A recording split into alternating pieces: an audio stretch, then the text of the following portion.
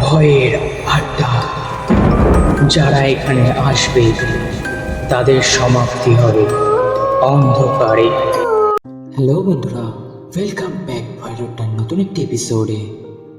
তো বন্ধুরা, আজকে যে ঘটনাটি আমি বলবো সেই ঘটনাটি আমাকে বলেছে সুব্রত।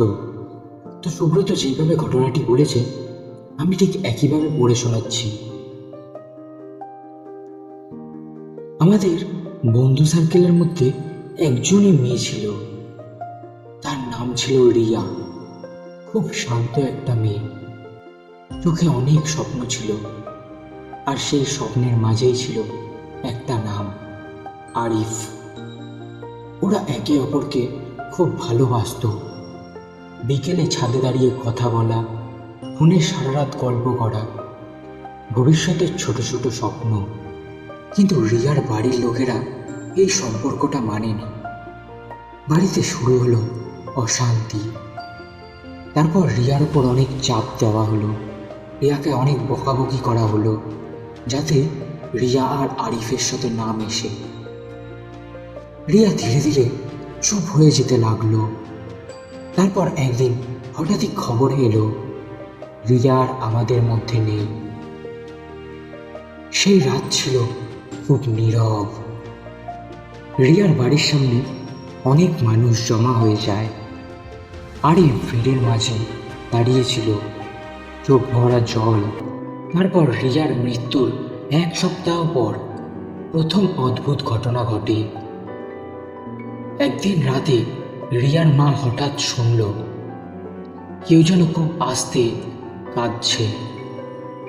শব্দটা আসছে রিয়ার ঘর থেকে, কিন্তু ঘরটা রিয়া মারা যাওয়ার পর থেকেই তালা বন্ধ।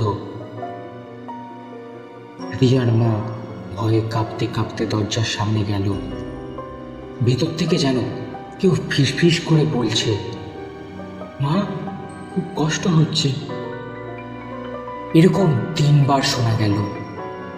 তারপরে আবার সব স্বাভাবিক। কিন্তু অদ্ভুত ব্যাপার, পরদিন সবাই জানলার কাছে একটি মেয়ের হাতের ছাপ পেল। এরপর থেকে প্রায় লোকজন দেখত রাতের অন্ধকারে রিয়ার ঘরের জানলায় সাদা কাপড় পরা একটা মেয়েকে দাঁড়িয়ে থাকতে দেখে। কখনো সে কাঁদছে, কখনো মাথা নিচু করে বসে আছে। বলে রাখি, রিয়াদের জানলাটা কাচের জানলা, তাই ভেতরে দেখা যেত সব।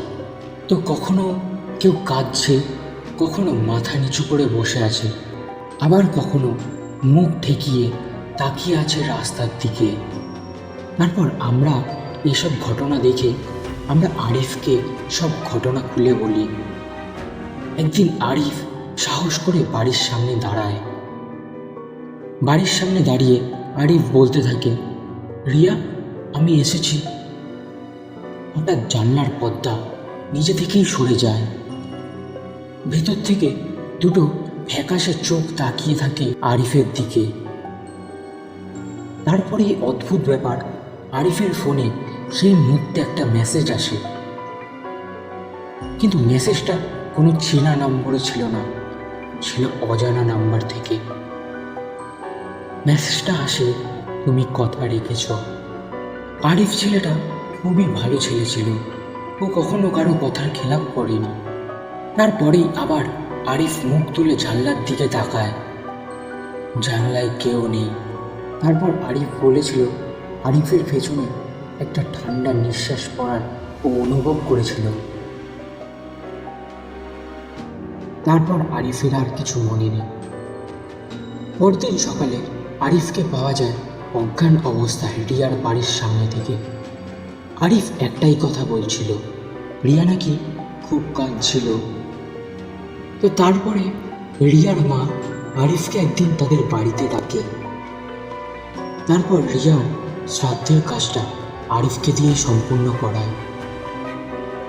এখন আর তেমন কিছু ঘটে না। হয়তো রিয়াও চেয়েছিল তার শেষ আত্মসাধ্যের কাজটা যাতে আরিফই করে। তো বন্ধুরা, এই ছিল আজকের ঘটনা। ঘটনাটি কেমন লাগলো তোমরা প্লিজ কমেন্ট করে জানিও।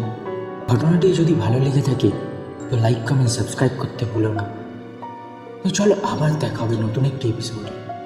ততক্ষণের জন্য সুস্থ থেকো, ভালো থেকো।